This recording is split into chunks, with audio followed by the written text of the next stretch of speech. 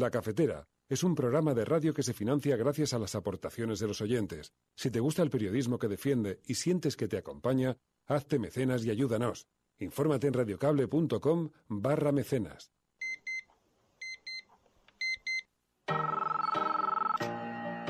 Son las 8:30 de la mañana. Las 7:30 en la Casa Museo de José Saramago, en Tías, Lanzarote. Buenos días, mundo. ¿Quieres un café? En el programa La Cafetera de Radio Cable.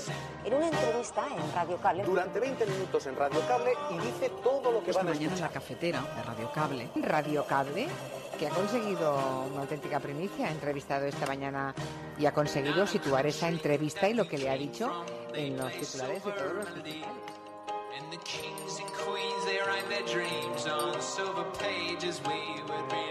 La Cafetera de radiocable.com. Dirige Fernando Berlín. Lo que ocurre hoy es que hay muchos que están en política y que han construido la casa desde el tejado. Y como están en las nubes todo el día y en el tejado todo el día, no saben lo que es pisar la realidad. Y por eso no saben cuáles son los auténticos problemas de los ciudadanos. Y se pasan el día haciendo debates estériles. El Partido Popular pretende que ahorre quien no puede. ¿Sabéis que el 20% de los más ricos de este país son los que tienen el 80% de los fondos de las pensiones privadas? Bueno, pues esa es una realidad que el Partido Popular sabe y conoce. El Partido Popular y toda la derecha. Todos los colectivos que trabajamos en forma precaria, reivindicando una mejor sociedad sin abusos sociales y laborales.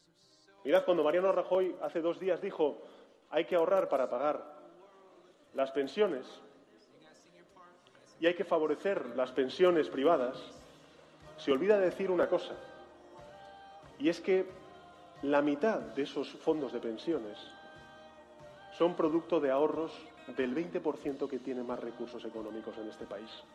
Es decir, el presidente del Gobierno está olvidando al 80% que no tiene recursos económicos como para poder ni tan siquiera ahorrar porque no puede llegar a fin de mes. ¿Qué os quiero decir con esto? Que el Gobierno trata a las personas como si fueran mercancías cuando dice que hay que pagar con nuestros ahorros las pensiones y la educación de nuestros hijos. Pero mirad, las pensiones dignas, la educación de calidad, son derechos, no son mercancías. Desde Córdoba hay muchas opiniones. Lamentablemente, la mayoritaria, me temo, es aquella de que los catalanes son muy malos y muy separatistas y muy egoístas, lo cual es un auténtico disparate propio de la ignorancia. Está totalmente ideologizada, igual que Inés Arrimadas, todo está ideologizado. Nosotros no queremos que haya nada que no esté ideologizado. Si la igualdad para Inés Arrimadas es algo que está ideologizado, por supuesto, la igualdad está ideologizada. Si la lucha contra el machismo está ideologizada para Inés Arrimadas, por supuesto, estamos súper ideologizadas, Inés. Inés, estamos muy ideologizadas, luchamos contra el machismo, sí.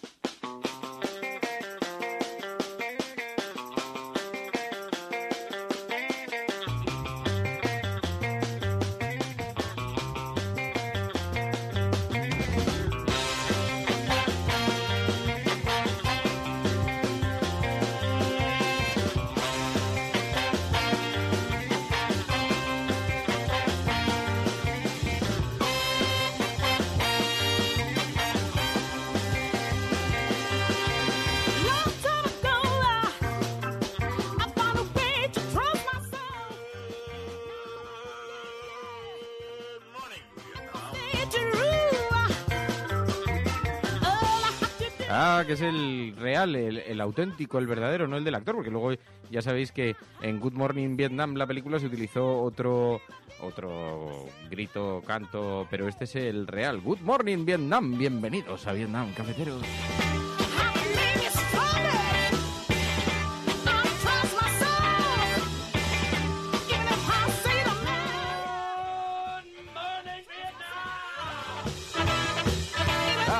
Bueno, muy buenos días a todas, bienvenidos una mañana más a este programa, a este espacio en el que tratamos de analizar en un mundo tan cambiante lo que está ocurriendo a nuestro alrededor, y lo hacemos de la mano de un montón de personas: María José, Daniel Bellido, Elena Noruega, Juan Luis Rivas, Atisbo Futuro, Enfermeros Alesa, que nos ayudan todos los días. Son nuestro cuerpo de analista, nuestro CIS particular con el que tomamos la temperatura a la ciudadanía y que nos sirven también como termómetro para saber cómo está de enfadado el personal. Buenos días, María.es. Muy buenos días. ¿Qué tal tu fin de semana? Bien, bien, bien. Bien, creo que has estado en el eventazo feminista, luego hablaremos de esto. Sí. Y que fue una especie de fiesta que duró un montón de horas, ¿no? Bueno, quienes viváis en Madrid conoceréis más o menos cómo es el Matadero. Allí suele haber muchos eventos y en concreto pues desbordó la nave de las terneras, que está allí en Matadero. Había una cola alucinante y de hecho incluso cientos de personas se quedaron fuera, como hacía buen tiempo, y escuchando a través de los altavoces lo que ya estaba ocurriendo, los conciertos que había y también las conferencias que dieron varias personas. Conciertos, conferencias y todo en preparación de ese día 8 de marzo que se celebra dentro de unas semanas y que pretende movilizar a la sociedad para reivindicar los derechos de las mujeres, la igualdad, feminismo. Así que, bueno, luego hablaremos de eso y escucharemos, porque además había algunas oyentes de la cafetera que estaban por allí. María tuvo la oportunidad de charlar con ellas, así que luego nos contará también. Y vamos a hablar con Joaquín Urías, el profesor de Derecho Constitucional, exletrado del Tribunal Constitucional, y que estos días está muy de actualidad porque subió un tuit en solidaridad con este chico de Jaén. Sabéis que le han condenado por hacer un fotomontaje con su cara y un rostro de Cristo. Bueno, pues Joaquín Urías hizo exactamente lo mismo, él es ni más ni menos que un exletrado del Tribunal Constitucional, y lo publicó en Twitter diciendo que se solidarizaba y que esto le parecía una auténtica barbaridad en términos de derecha de la libertad de expresión y los derechos civiles. Así que hablaremos con él para que nos hable de esto, hablaremos un poquito también con él de la prisión permanente revisable y hablaremos un poquito también de Granados, Francisco Granados, que comparece hoy ante la Audiencia Nacional y dicen, por lo que los expertos y los medios están informando a esta hora, que va a cantar la Traviata y que va a señalar a Esperanza Aguirre. Lo está diciendo la cadena SER a esta hora. Será dentro de un rato, así que eso también podremos seguirlo. Hablaremos con Ainhoa Goñi de Ciencia. Es la semana precisamente de la mujer en la ciencia, de las investigadoras. Así que además va a haber algunos actos que van a poner el foco sobre este asunto. Le preguntaremos a Ainhoa Goñi y diremos la película elegida para ser comentada el viernes. Elegida, o si queréis lo sometemos a votación. Esto ya me lo decís, yo ya no me atrevo a elegir una. Pero como se está hablando mucho de derecho, como se está hablando mucho de los límites, los márgenes del derecho, con todo esto que ha ocurrido en la prisión permanente revisable, yo tengo una sugerencia, que es la vida de David Gale. La vida de David Gale, porque es una situación, la que retrata la película, que pone en entredicho todas estas contundencias que algunos sistemas jurídicos tienen en sus leyes. Y creo que sería un ejercicio muy interesante. La vida de David Gale, además, va de un grupo de activistas. Os va a gustar muchísimo a los que no lo hayáis visto. Es un peliculón, y está muy encajada en esta semana. Si queréis, sino que la sometamos a votación con otras tantas, lo único malo es que no sé cuántas horas tenemos y esto se trata de que la veáis. Pensad que alguien que escuche el programa esta noche ya ha perdido un día para poder elegir película. Bueno, esto es La Cafetera. Si lo estás escuchando, eres La Resistencia y además no estás sola. Sigue con nosotros aquí.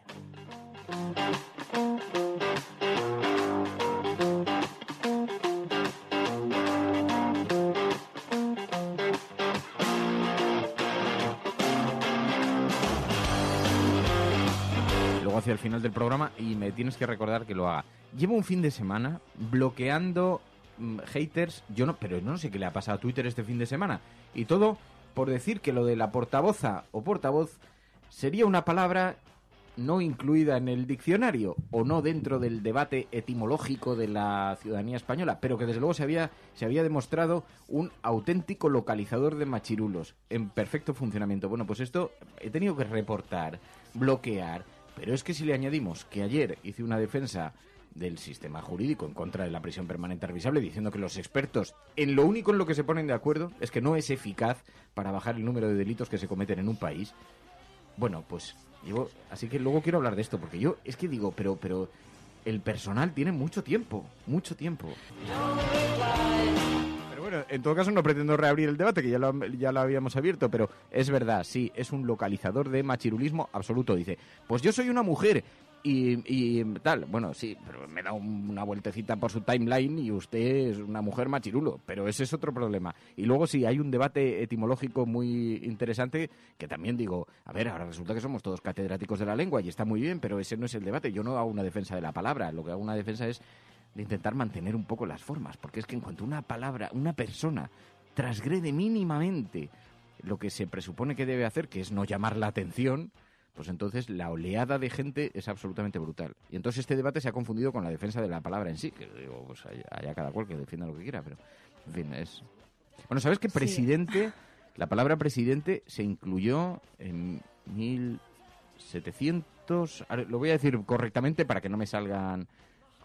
Dice, opinión, con portavoza o portavozo, siempre la derecha marca el debate nacional. Y esto también es absolutamente cierto. Bueno, pero en todo caso, no voy a centrar, pero sí luego quiero hacer un comentario más bien, que está más bien relacionado con el comportamiento en Twitter. Bueno, en los periódicos, en las portadas de los periódicos hoy tenemos asuntos diversos, pero algunos de ellos pues relacionados con los temas que habitualmente, ya sabéis, tratamos en el programa, que tienen secciones fijas, pues Cataluña, en fin, todas estas cosas. Pero hoy el periódico El País nos ha sorprendido con un titular en su portada, una encuesta de Metroscopia, que señala que los votantes del Partido Socialista no creen en el proyecto del partido. Dice el periódico El País que una mayoría dice preferir los planes de futuro para España de Ciudadanos, que la caída de Podemos no hace crecer a los socialistas, dice, y le parece que estos partidos no tienen proyecto de futuro para España, dice. Parece que PP... pues, pero no entiendo, Ciudadanos el 43%, pero el PSOE el 39%. Entonces, no creen en el proyecto de partido, pero sí consideran que tienen proyecto de futuro para España. Bueno, el caso es que es la interpretación de la encuesta de Metroscopia en la portada del periódico El País, que también lleva otras noticias. Los empresarios de Cataluña piden un gobierno de inmediato, dice el periódico El País. Cree que las patronales están preocupadas con este asunto, dice, advierten de un grave parón en las inversiones, aunque se va a celebrar ahora el Mobile World Congress, se celebra del 26 de febrero al 1 de marzo, y dice, después de que la imagen de la capital quedara tocada en el exterior por la fuga de empresas, dice el periódico El País, y el desplome del turismo. Así que los empresarios están alertando de la necesidad de que haya un gobierno cuanto antes, dice el periódico El País.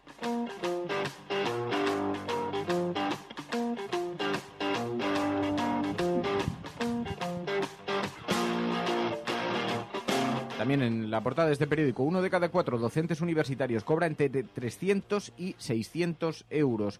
Los profesores asociados de las universidades españolas, el 23, que son el 23,6% de la plantilla en el curso pasado, tiene sueldos de entre 300 y 600 euros. Esta figura docente, que se legalizó en el año 83 para traer a las aulas de forma temporal a profesionales de prestigio, se ha convertido en la práctica en una fórmula de encubrimiento de vacantes con mano de obra barata, según los sindicatos. Dice esto el periódico El País en su portada.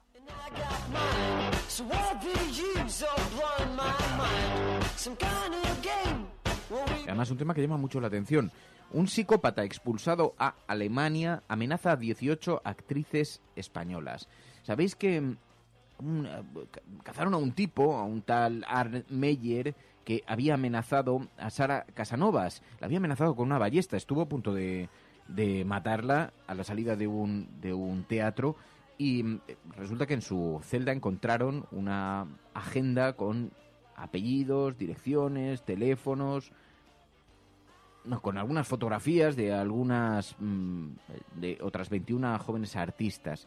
Y entonces esto, bueno, pues ha llamado mucho la atención porque algunas de ellas no tienen ni idea, a pesar de que la policía conoce los datos, sabe que esta persona había colocado el foco sobre ellas también, y sin embargo los jueces no las habían avisado. Es verdad que la noticia hemos visto que la había publicado la revista Hola en el mes de junio, así que no es una noticia extremadamente nueva, pero sí es llamativa. Dice el periódico ABC también, encuestas en su portada, el populismo pierde las grandes ciudades ante el Partido Popular y Ciudadanos. Un pacto entre Rajoy y Albert Rivera permitiría al centro derecha recuperar 14 capitales, sumar mayoría en 35 y dejar al Partido Socialista solo con Sevilla y Toledo, dice el periódico ABC en su portada. Mientras tanto, en el periódico El Mundo, el Partido Popular busca atraerse al PNV con concesiones en leyes clave. Dice, acepta negociar la de seguridad ciudadana y la de secretos oficiales para desclasificar documentos del franquismo y la guerra sucia. Dice que el Gobierno y el Partido Popular están decididos a cambiar el paso en su estrategia política. Creen que es el tiempo de apostar por la mano tendida, que su decisión es reforzar la negociación con el resto de fuerzas parlamentarias del Congreso y el PNV, formación de la que depende la aprobación de los presupuestos, también necesitarían a Ciudadanos, está en su objetivo. El PP desbloqueará la reforma de ley de secretos oficiales como gesto a los nacionalistas vascos. Dice el periódico El Mundo que esta normativa ha sido una reivindicación histórica del PNV. También, en la portada del periódico El Mundo, hay una crisis de la masculinidad porque se culpa a los hombres por el mero hecho de serlo, dice un psicólogo, Jordan B. Peterson, entrevistado por Cayetana Álvarez de Toledo, lo cual, como todo el mundo sabe, es una auténtica garantía de reivindicación de igualdad entre las mujeres.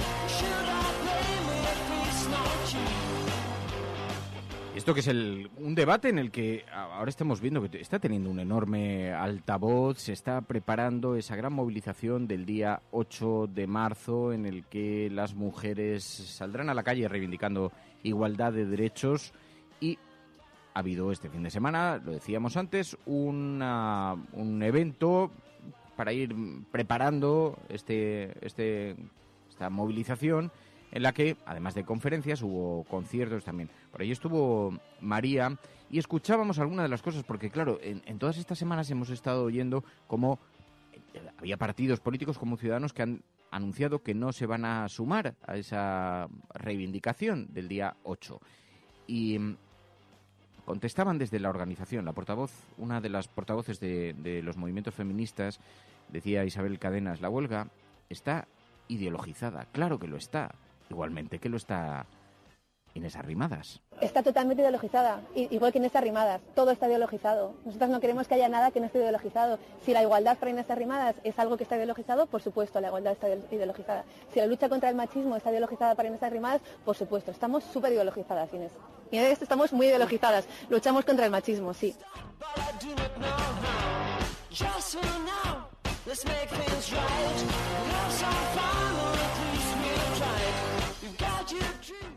Bueno, esta fue la respuesta de una de las voceras, se autodenominaban voceras de este movimiento, que convocó el eventazo y así respondían a las declaraciones que hizo Inés Arrimadas hace unos días en La Sexta Noche, cuando le preguntaban si ella iba a apoyar esa huelga feminista, que recordamos es una huelga que se prevé de 24 horas, porque no solamente es una huelga laboral, sino que también explicaban que es una huelga de consumo, es una huelga de cuidados, es una huelga, digamos, de todos los trabajos que hace a diario la mujer, tanto en su ámbito de trabajo, tanto en su ámbito personal, como también, incluso también fuera de su casa, ¿no? Fuera de las puertas de su casa. Y bueno, ella contestó que sí, que era si defender la lucha contra el machismo es estar ideologizada, ellas están ideologizadas y bueno, yo lo que saqué en claro es que mucha gente está pendiente de este movimiento, mucha gente se enteró de que en esa nave de Matadero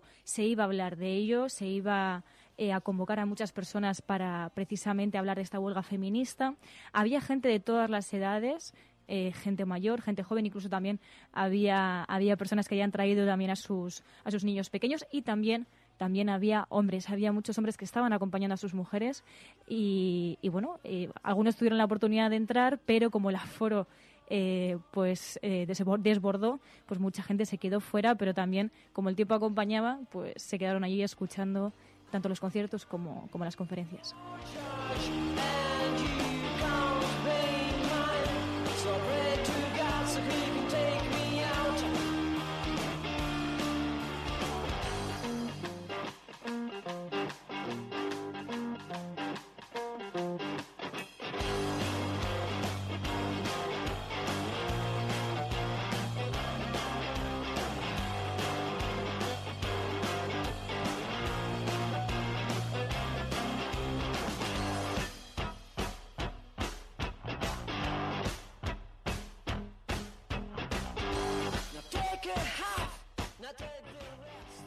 Y en la portada de La Razón, Rajoy busca la paz con sus varones ante la presión de Ciudadanos. Estas aproximaciones que leíamos en la portada del periódico El Mundo hacia el PNV no serían los únicos movimientos del Partido Popular para tratar de contraatacar ese respaldo que están dando las encuestas a Ciudadanos.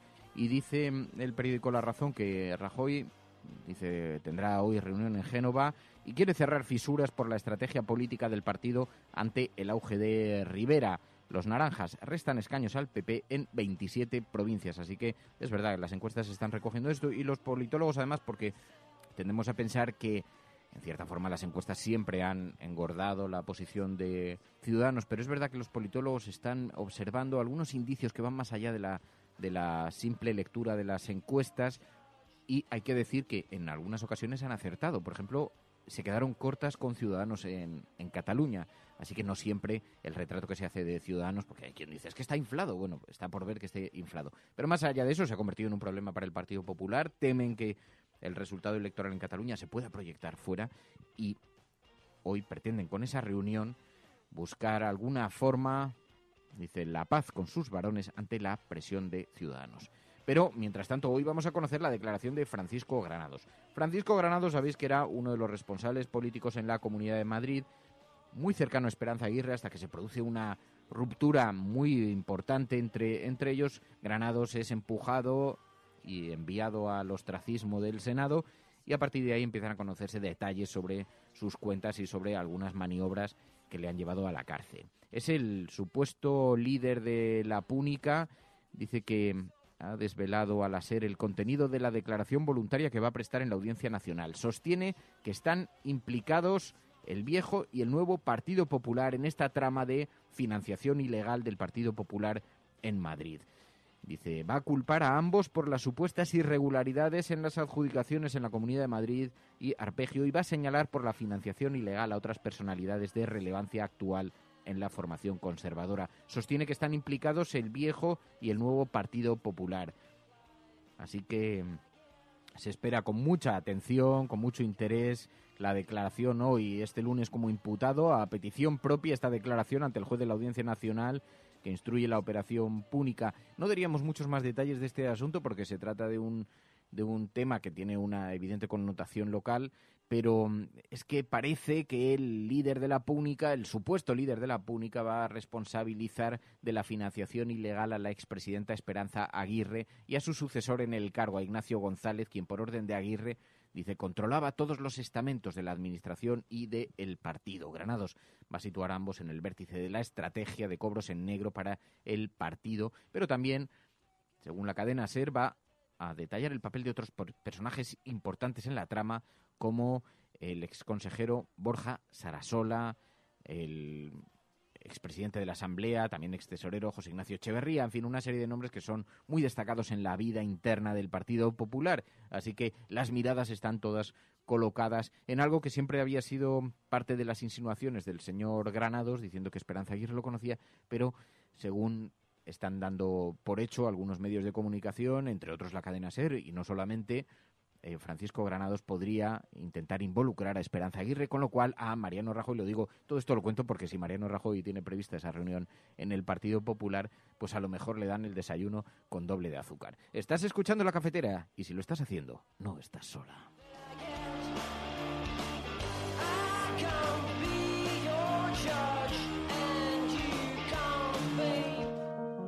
Es algo que todos sabemos de algún modo, pero que puede que nadie te haya explicado nunca. Si tú a tu hijo antes de una carrera le dices, te vas a caer, tú no vales para esto, ese niño se va a caer. No hay más opciones, porque le has hecho creer que es posible. Y hay algo que le empuja a cumplir la profecía. Pero si en lugar de eso a ese mismo niño le dices, corre, vuela, no te detengas, y si te caes, aquí estoy para levantarte, ese niño jugará mejor que si nunca le hubieras dicho nada. Hay una responsabilidad ineludible en cómo hablamos, en cómo tratamos a los demás, porque nuestras palabras tienen un poder más grande de lo que nunca hubiéramos imaginado. Cada día tienes la opción de cortar las alas de los demás, hablando del miedo y de la incertidumbre. O puedes dejar que tus palabras les empujen hacia sus metas, confiando en la capacidad infinita que hay dentro de todo ser humano. Se conoce como efecto Pigmalión y funciona en cualquier momento de nuestras vidas.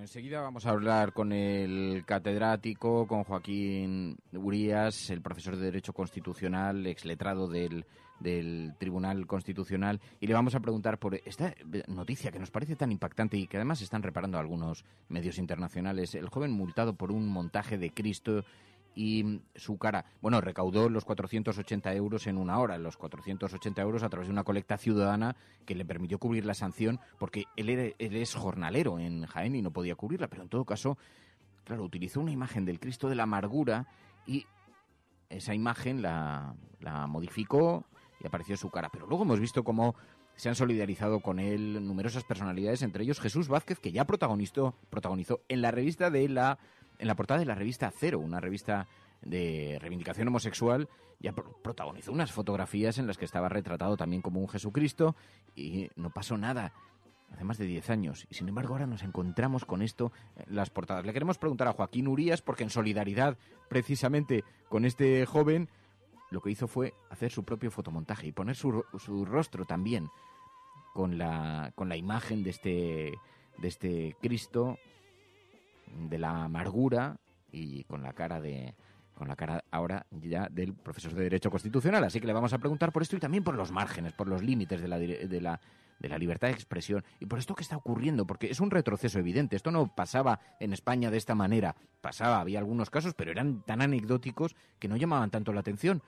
Pero es que ahora estamos viendo una auténtica oleada de casos, de recortes, y siempre nos ocurre lo mismo. Cada vez que gobierna el Partido Popular tenemos un montón de casos sobre la mesa. Bueno, pues hablaremos con Joaquín Urías ahora en unos minutos. Mientras tanto, Rajoy cita a los principales dirigentes del PP para buscar una estrategia frente a Ciudadanos, dice el diario.es en su portada. Y también el Sartadi rechaza que Puigdemont pueda ser nombrado presidente simbólico. Hemos escuchado hablar de Cataluña estos días. Entre otras personas, escuchamos a Julia Anguita, estuvo en Fax, en TV3, y allí le preguntaron por este asunto. Desde Córdoba hay muchas opiniones. Lamentablemente, la mayoritaria, me temo, es aquella de que los catalanes son muy malos y muy separatistas y muy egoístas, lo cual es un auténtico disparate propio de la ignorancia. Tampoco se puede hablar de independencia teniendo enfrente a otro 50% de la población. Me ha parecido de una frivolidad tremenda la de los dirigentes independentistas, tremenda, tanto de lo de derecha como de izquierda, por la razón del 50%, pero aparte he visto que han ilusionado a un pueblo, hablándole de que Madrid los engañaba y los robaba. Han planteado una imagen de Agustina de Aragón y después se han venido abajo. Los jueces españoles están haciendo el ridículo más espantoso ante Europa, ante Bélgica y ante Dinamarca. ¿Por qué no han cogido a Puigdemont? Porque los jueces belgas y daneses se reirían y se ríen de los jueces españoles, porque los delitos de sedición y de rebelión son sencillamente una auténtica barbaridad, por no decir una majadería. Así que escuchábamos a Julia Anguita que decía, los jueces internacionales se ríen de los jueces españoles por esa aplicación que están haciendo. Se refería al caso de Cataluña, pero es verdad, la justicia española nos tiene preocupados, por lo menos por algunas muestras que está dando de entrar en esta corriente de retroceso que se vive en España en algunas materias. Por ejemplo, la de los derechos civiles, la de la libertad de expresión. Y nos ha llamado muchísimo la atención, os decía, esta iniciativa de Joaquín Urías en las redes sociales. El profesor de Derecho Constitucional es todo un exletrado del Tribunal Constitucional que publicó también un fotomontaje con su cara precisamente para reivindicar el derecho a la libertad de expresión. Joaquín Urías, muy buenos días. Hola, ¿qué tal? Buenos días. ¿Y ha tenido consecuencias la publicación de esta imagen? Bueno, afortunadamente ha habido mucha gente que se ha sumado. Esa es una de las cosas buenas de las redes sociales, que una iniciativa pequeñita de una persona cualquiera pues puede tener cierto eco. Se ha sumado mucha gente, incluso al final se ha conseguido, incluso se ha hecho un crowdfunding para pagar la multa del muchacho este, y me da la impresión de que al menos se ha creado en la sociedad una conciencia que hay cosas que no podemos tolerar, que no es razonable que lo que hace 20 años se podía publicar o hace 15, ahora de pronto pues si lo publican acabe o con una pena o incluso en la cárcel, ¿no? Sí, te quería preguntar por esto porque nos da la impresión de que lo que se está viviendo es un salto hacia atrás en el tiempo, pero ¿antes había más libertad o era una impresión no muy real? A ver, tiene que ver con muchas cosas, pero efectivamente antes había un margen, en cuanto a la libertad de expresión, había un margen de expresión de los ciudadanos mucho más amplio. Tú coges una revista humorística o cualquiera de la época de la transición y el 80% de los chistes que aparecen ahí hoy día provocarían algún tipo de querella o algún tipo de persecución jurídica. Hay un retroceso social que se manifiesta también jurídicamente. ¿Y cuál es la razón por la que el juez le condena? Porque estábamos diciendo, claro, es complicado porque el rostro que utiliza, la imagen que utiliza, es una imagen que no sé si tienen, no sé, registrada esta cofradía, no sé exactamente cuál es el argumento jurídico que se da, o es una cuestión puramente de expresión, de libertad de expresión. Es puramente de libertad de expresión. A ver, el caso este en concreto es un poco diferente porque el muchacho es su abogada, entonces tampoco es una persona que hace un uso de su libertad de expresión sin intención política, que no está metido en movidas políticas. Y entonces a él de pronto llega una citación judicial y bueno, tiene una abogada de oficio que le ponen y la abogada le dice que mejor que se conforme, que están pidiendo de 2.000 euros, que ella puede llegar a un pacto que solo pague 500 y se reconoce culpable. Y el chico, pues con tal de pagar menos, pues se reconoce culpable. Con lo cual el juez lo único que hace directamente es que ratifica un escrito hecho por el fiscal en el que el chico, sin él ser consciente, claro, pues se reconoce culpable de haber querido vejar a la Iglesia Católica, de haber hecho con intención de mofa, etcétera, etcétera. Pero lo que hay detrás es que nuestro Código Penal tiene un artículo, que es el 525, que permite castigar a quien haga escarnio de los símbolos de una religión.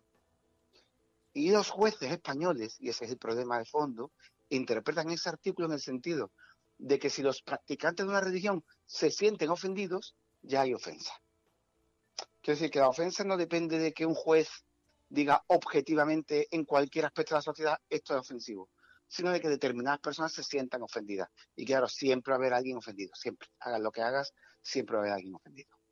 ¿Y esto en otros códigos penales hay referentes parecidos? No en países teocráticos islámicos, sino en países occidentales, no sé, con democracias instaladas. ¿Esto hay precedentes parecidos? No, con la religión no. Con otros temas sí, cuidado, que esto mismo que sucede con la religión, pues sucede en Alemania con la negación del Holocausto, o sucede en Francia también con el colaboracionismo, y en España, pues sobre todo, ocurre con la religión. Y bueno, viene a ser un poco el mismo concepto. El concepto es que si las víctimas se sienten ofendidas, ellas ponen el parámetro. Mira, os voy a poner un ejemplo porque veáis cómo funciona en España. Si yo en casa tengo un Corán, porque lo tengo y no sé qué lo tengo, cojo un libro un día para calzar una mesa y que está coja y pongo debajo el Corán, eso a un musulmán le ofende muchísimo. Porque estoy poniendo un libro sagrado que para él sagrado estoy utilizando para algo que según él no debo utilizarlo. Pero que él se sienta ofendido no debe ser criterio para que a mí el Estado me castigue. Pues eso es exactamente lo que dice ese artículo. Que si él se siente ofendido, aunque lo haya hecho yo como lo haya hecho, las reglas de la religión se me aplican a mí. Claro, evidentemente es producto de otras épocas. Y en España nos ha quedado con la religión y en otros países ha quedado con otras cosas. Y lo hemos visto con una abogada de oficio, le sugirió que se acogiese a esa sentencia, a esa conformidad. Pero en el caso de que estuviera prosperado, que lo hubiera llevado más adelante, ¿qué posibilidades tiene de perder una... Claro, pues desgraciadamente lo que sucede en nuestro país es que como son tipos penales un poco amplios y que habla de ofensa y no define qué significa ofensa, todo va a depender del juez que te toque. Si el juez considera determinadas cosas ofensivas, te va a castigar. ¿Qué sucede? Porque como la mayoría de los jueces españoles son católicos y algunos incluso católicos muy practicantes, pues resulta que si tú has usado un Corán o has tirado un Corán por el bate sin darte cuenta, no te van a castigar porque dicen ellos, esto no es ofensivo, porque para el propio juez, que no es musulmán, no lo es. En cambio, si tú haces algo, una broma, con un Cristo, con un paso, con algo, tienen muchas posibilidades de que un juez, él se sienta ofendido como persona y como funcionario, interprete la ofensa que él siente personalmente. Hay un caso estos días que está a punto de ser juzgado en Sevilla, de unas muchachas que sacaron un paso de Semana Santa con un coño de plástico grande, una vagina, dicen, grande de plástico. Bueno, pues las han imputado, un juez consideró que no era delito y la Audiencia Provincial de Sevilla dijo que cómo que no, que eso es delito, que están ridiculizando a la Semana Santa. Así que entramos en el territorio tan complejo de las interpretaciones personales, incluso con un mismo código penal. Y te quiero preguntar, Joaquín, porque estábamos escuchando antes a Julián Guita, que ha participado en una entrevista en TV3, y allí hablaba de la manera en la que se está observando nuestra justicia desde el exterior, y sí lo hemos visto en la prensa internacional. Hay algo de razón en esto, de desconfianza hasta hacia nuestro sistema jurídico, a cuenta de lo que está ocurriendo con el asunto catalán. Claro.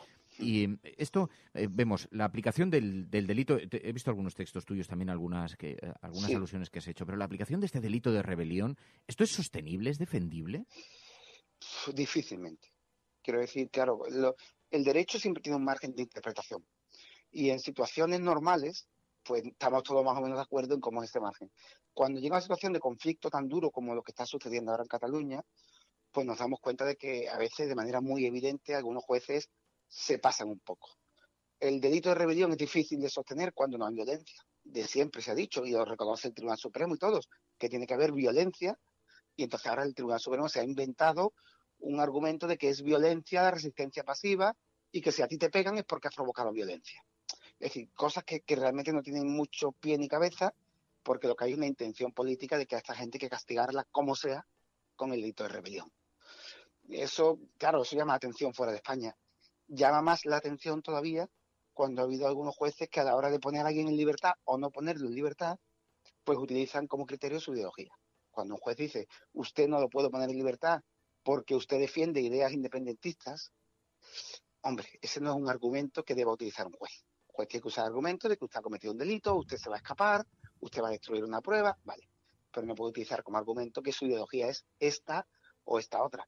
Porque entonces nos hace, claro, lo hace un juez, pero al final es el Estado español el que internacionalmente pues parece que tiene gente en la cárcel a causa de su ideología. Tú que conoces con detalle las leyes, la aplicación de la ley, incluso esta institución tan fuerte que es el Tribunal Constitucional, ¿este caso tiene posibilidades de...? ¿Qué recorrido crees que puede tener? ¿Qué márgenes ves? Es complicado. Dentro del Estado español es complicado, porque nosotros tenemos... En este caso estamos todos, digamos, contaminados. Es un caso en el que parece que está en juego el futuro del sistema constitucional español. Joaquín, parece que hemos perdido la comunicación. Vamos a volver a contactar con él enseguida, a ver si podemos recuperarla, porque, claro, nos llamaba la atención mucho su postura. Joaquín, ahora. Sí, ahora te he recuperado. Perdona, que habíamos perdido la comunicación. Pero te estaba diciendo que cuando está en juego la defensa del Estado, todo el mundo cierra filas. Y entonces los jueces a veces no aplican estrictamente la ley.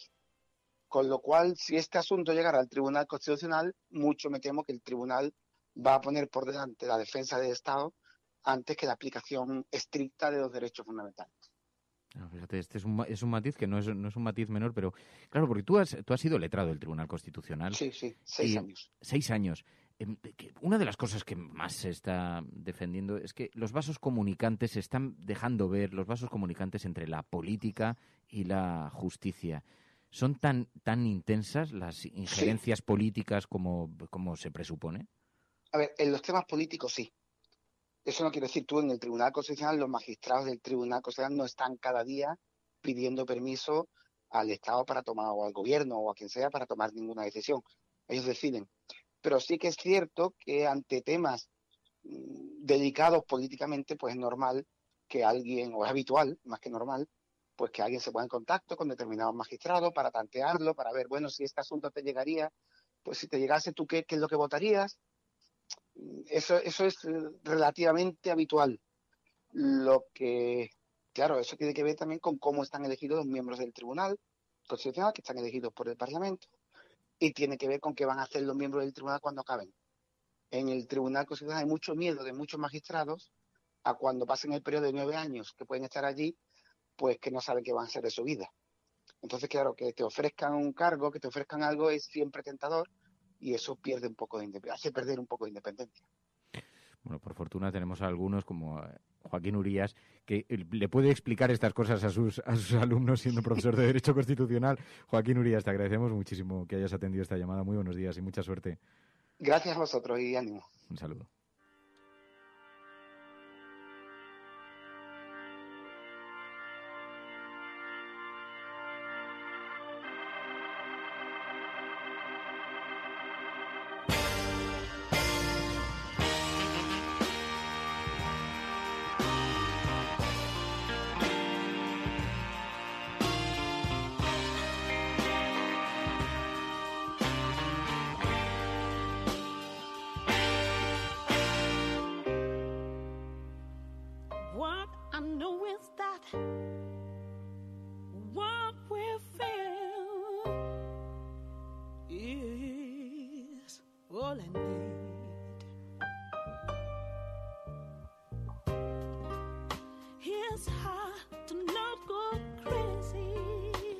Bueno, la verdad es que está muy bien, se agradece que gente como Joaquín Urías hable con esa transparencia, ¿no?, de los riesgos que tiene una judicatura, que al final tiene esos espacios de solapados con la propia política. Bueno, y este fin de semana han pasado muchas cosas en la actualidad. Una de las cosas más comentadas ayer en televisión tuvo que ver con Jordi Évole. Os voy a contar algunas cosas por lo que yo me he ido enterando. Resulta que la polémica le ha acompañado a Évole durante toda la semana después de este programa en el que retrató las condiciones de una granja dedicada a... Bueno, según contestó El Pozo, no era una de sus granjas, sino que en esa granja, en ese espacio que fue rodado para el programa de Jordi Évole, lo que había eran una serie de animales que estaban enfermos y entonces nadie dice muy bien cuál era el objetivo de que estuvieran allí. Decían para recuperación. Hombre, cuesta pensar que estos animales estuvieran allí durante meses para una hipotética recuperación, porque eso supondría que vuelven a entrar en la cadena alimentaria en el estado en el que les vimos. Por muy... había algunas lesiones que parecía evidente que era imposible dar marcha atrás. Esto lo contó, tal y como lo estoy diciendo yo, uno de los veterinarios que contestó a las críticas que le llovieron a Jordi Évole por haber mostrado esta faceta. Claro, la industria cárnica es una industria que afecta a miles de personas y entonces recibió una oleada de insultos durante toda esta semana en las redes sociales. Bueno, para que os hagáis una idea, una empresa como El Pozo puede estar invirtiendo unos 4 millones de euros aproximadamente en un canal de televisión del estilo de La Sexta.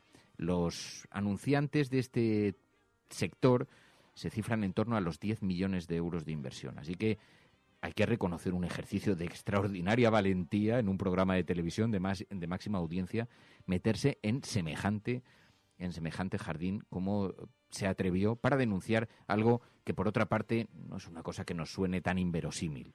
¿Para qué nos vamos a engañar? Estamos hablando de la industria que estamos hablando, por mucho que en otras granjas se pretendan. Yo tengo amigos que se dedican a estos asuntos, que son granjeros o que trabajan en alguna parte de este sector y, bueno, defienden pues la honestidad de sus trabajos, y seguramente hay miles de personas que se dedican honestamente a esto, y al fin y al cabo el consumo de carne es un consumo que no nos engañemos, que ahora a todos nos escandaliza, pero no voy a decir que esté normalizado en la dieta mediterránea, porque no hace falta poner en evidencia ciertas cosas que son bastante obvias, ¿no? Pero dentro de eso nos alertó, nos puso el foco en algo que no queremos ver. A todo el mundo le gusta mucho un buen solomillo, pero poca gente quiere ver el interior de un matadero. Y esto forma parte de la manera en la que la sociedad también se ha envuelto, y también en una cierta reivindicación y una cierta cultura que está creciendo de respeto hacia el mundo animal, y que nos están haciendo mirar de otra manera nuestros propios hábitos, nuestro consumo, y también la manera en la que tenemos de tratar a los animales, incluso cuando están destinados para el consumo humano. Bueno, pues esto fue una polémica que ha acompañado toda la semana. No nos habíamos referido especialmente, pero sí he tenido algunos datos de la presión tan enorme que supone, incluso para el propio Évole, y del ejercicio que ha supuesto que una televisión en máxima audiencia pues retrate esto, ¿no? Bueno, pero es que Jordi Évole ayer, otra vez hubo una gran repercusión en Twitter, porque sabéis que junto a dos grandes periodistas radiofónicos deportivos, de deportes, a José María García, y era una de las entrevistas, y había un momento en el que iban a realizar una llamada al rey, y en esa llamada el rey iba a hablar algo de José María García, pero aprovechó Jordi Évole para pedirle una entrevista. ¿Y qué hizo el rey? Colgar el teléfono. Aquí ha habido dos líneas. Había gente que decía, ya, pero es que si habéis pactado en unos términos la conversación con el rey y se trataba de que hablase de José María García, pues normal que le moleste, decían algunos en internet, normal que le moleste que rompas esa línea y te saltes lo pactado para pedirle una entrevista tú. Pero había mucha otra gente que estaba diciendo, hombre, resulta verdaderamente chocante que una persona como el rey, decían, cuya educación hemos pagado entre todos, cuya vida hemos pagado entre todos, no tenga por lo menos un mínimo espacio de educación como para aceptar que le puedan hacer un comentario. Pero debió sentarle muy mal el comentario que le hizo Jordi Évole, que le dijo, el señor José María García habría sacado en antena una entrevista como la de su cacería en Botswana. Y esto parece que no debió sentarle muy bien. Don Juan Carlos, estábamos aquí hablando con José María García y él, que también es periodista por encima de todo, me decía que si hubiese tenido la exclusiva de Botswana, que él la hubiese dado en su programa. ¿Usted cómo se lo hubiese tomado? Yo, don José María, hablamos de muchas cosas. Cuando nos veamos seguiremos hablando. Yo este año, ya sé que usted cumple 80 años, que su hijo cumple 50... Nuestro programa cumple 10 años. A mí me encantaría poderle hacer una entrevista para hablar de muchas cosas, para hablar pues de los problemas que ha pasado la Casa Real con... Yo creo que no hay que salirse. A mí me ha dicho que ibais a llamar para hablar de José María García y con ello hablo lo que sea. Y es lo que estamos haciendo. No hablo de nada más. O sea que lo único que le un saludo y os mando que todo vaya muy bien. Lo único que le estaba sugiriendo es... lo único que le estaba sugiriendo es hacerle una entrevista al rey, que yo creo que de momento no la hemos tenido en este país de una manera...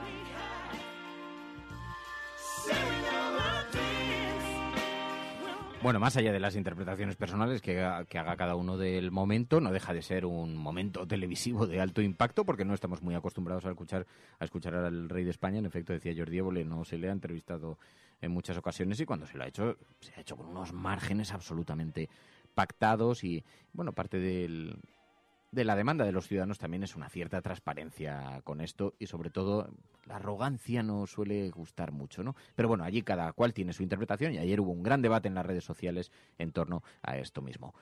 ¿Estás escuchando La Cafetera? Y si lo estás haciendo, te contamos todas las cosas.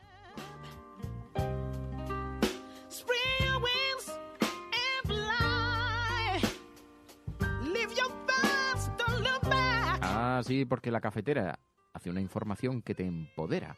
Que nos ha gustado mucho porque además hace como rima. La Cafetera, información que empodera. Es verdad, porque tener información empodera a los ciudadanos. Y sobre todo cuando tienes más información de la que están dando los periódicos. Así que nos gusta mucho esta frase. Esto es La Cafetera. Tenemos que decidir la película. A ver si de aquí al final del programa podemos resolverlo. Si queréis alguna alternativa, entonces planteadla y lo podemos hacer. Yo sugiero La vida de David Gale, por todo este debate que se está viviendo sobre la justicia, los límites de la justicia, los riesgos de una justicia mal aplicada, y sobre todo cuando las sentencias son muy graves y ya no tienen vuelta atrás. Así que nos preocupa. Ayer se vivió un debate muy intenso precisamente en el programa El Objetivo con Ana Pastor. Estaban hablando precisamente de la prisión permanente revisable. Ya lo repasamos aquí, no lo vamos a volver a hacer, pero ayer una psicóloga forense hablaba en este programa sobre los mecanismos de reinserción. Y una cosa que concluyen los expertos en este asunto, y los expertos no somos los que estamos en Twitter. Los expertos son catedráticos, psicólogos forenses, como esta psicólogo forense, Rocío Jiménez, que habló ayer en el en el Objetivo, y que ponen de manifiesto que lo que fallan en España no son las largas penas de prisión, que son muy largas respecto a otros códigos penales. Lo que falla en España es la política de reinserción, los mecanismos, las inversiones en estas políticas de reinserción. Y además hay un error de bulto. Es mucho más caro mantener a una persona en la cárcel. Pero de esto no se habla. Pero independientemente de eso, es que no es eficaz. Y de esto hablan los psicólogos forenses. Pero además dicen, hay formas de reinserción. La verdad es que es un tema muy complicado y muy complejo porque hay muchas partes. Y de hecho comentaba que las víctimas tienen que ser escuchadas siempre y que son personas que han sufrido un gran daño. Partiendo de ese punto, que es el prioritario en cuanto al de inicio, hay que tener en cuenta que la rehabilitación es posible. Es posible en la inmensa mayoría, yo diría todos, porque como psicóloga no puedo pensar que alguno no se pueda rehabilitar. Puede costarnos más tiempo, puede costarnos más esfuerzo. Lo que necesitamos son recursos y medios y, sobre todo, profesionales, psicólogos especializados y tratamientos psicológicos individualizados. Eso decía la psicóloga forense, pero el gobierno sigue defendiendo mantener en vigor la prisión permanente revisable. Lo cual es una paradoja, porque se hace al calor de un suceso, el asesinato de Diana Quer, y todos somos conscientes de que cuando Diana Quer fue asesinada, la prisión permanente revisable ya estaba en nuestro Código Penal y no pudo evitar su muerte. Pero en todo caso el gobierno sigue defendiéndolo. Es una forma de populismo punitivo, dice la oposición, y tiene algo de eso, porque juega con los sentimientos de la gente. A nadie le gusta que haya asesinos y violadores en la calle. ¿A quién le va a gustar eso? Es que cualquiera diría que eso es lo que se está defendiendo. No, lo que defendemos es un sistema legal que funcione y que sea lo más justo posible y que responda a ese precepto recogido en la Constitución, que es la reinserción, la reeducación. Sin embargo, ministro, aquí se anuncia una falta de medios, lo estábamos comentando ahora mismo, para que esas revisiones que hay que hacer y que incluye esa medida que ustedes quieren poner en marcha, pues haya gente que pueda llevarlas a cabo y que se lleven a cabo de manera profesional. No sé si ahí tienen también previsto aumentar los medios o no. Tal y como está se va a quedar la cosa. Bueno, nuestro sistema penitenciario yo creo que cuenta con magníficos profesionales. Fíjese que desde el año 2015 hasta hoy ha sido una la condena que se ha dictado con la pena de prisión permanente revisable. Estoy seguro que ese condenado a esa pena tendrá todo el apoyo del sistema penitenciario y las evaluaciones profesionales por parte de psicólogos, por parte de quien corresponda. Así que si quieres arroz, Catalina. Es decir, además de las penas, los expertos coinciden en que lo que faltan son recursos. ¿Van a aumentar los recursos? Bueno, la prisión permanente revisable no es una venganza, la prisión permanente... No. ¿Van a aumentar los recursos? Sí o no van a aumentar los recursos, señor Rafael Catalá, porque de lo que adolece el sistema penal español es de eso, es de falta de medios. Y todos los expertos coinciden en que nadie decide dejar de asesinar porque le subas 10 años la condena. La gente decide dejar de asesinar cuando ve inminente su posible detención. Es diferente, para eso se necesitan medios. Es más, una sociedad, por mucho que usted coja a las víctimas y las utilice de ariete contra quienes somos críticos con esta prisión permanente revisable, una sociedad debe mirar no solamente por aquellas personas a las que puede meter en una celda y tirar la llave al mar. Hay en el Código Penal español, y usted que es un jurista debería entenderlo, el Código Penal español se fundamenta sobre la Constitución española, y la Constitución española lo que dice es que el objeto último de la prisión es reinsertar a los ciudadanos, salvo que ustedes que son tan constitucionalistas y que tanto se les llena la boca con la mitificada Constitución española, estén pensando en cambiarla también a medianoche.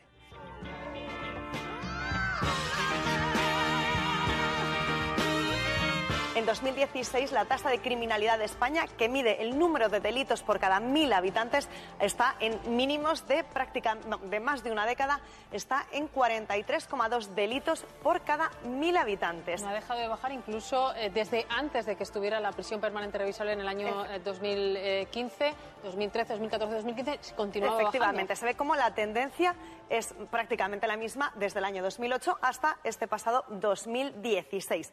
Además, bueno, los expertos nos dicen que estos datos son difícilmente comparables entre países, puesto que no todos los delitos están igualmente tipificados en unos códigos penales que en otros. Pero sí que hay otro tipo de delitos que Eurostat sí que, digamos, los tiene homologados. En este caso, lo que ellos llaman asesinatos y homicidios.